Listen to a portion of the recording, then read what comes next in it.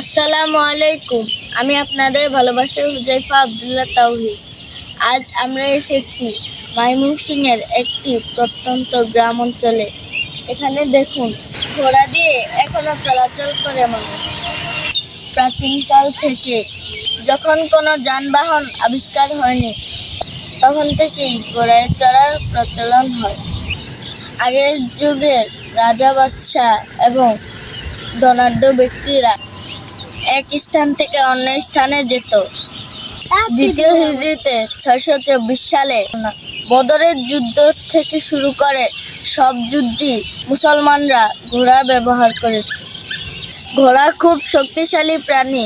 কোনো মেশিন বানানোর পর এক ঘোড়া দিয়ে পরীক্ষা করে তারপর সেটা মেশিন চিনতে হয় 1 ঘোড়া, 2 ঘোড়া, 3 ঘোড়া দিয়ে।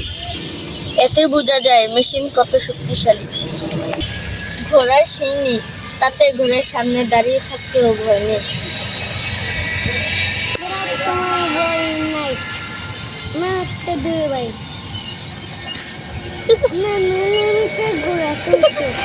ময়মনসিংহের প্রত্যন্ত গ্রাম থেকে আজকের জন্য এখানে বিদায় নিচ্ছি। আমাদের নতুন নতুন ভিডিও পেতে HA তাওহিদ ইউটিউব চ্যানেলটি সাবস্ক্রাইব করুন এবং HA তাওহিদ ফেসবুক পেজটি লাইক দিয়ে সঙ্গে থাকুন। বিদায়।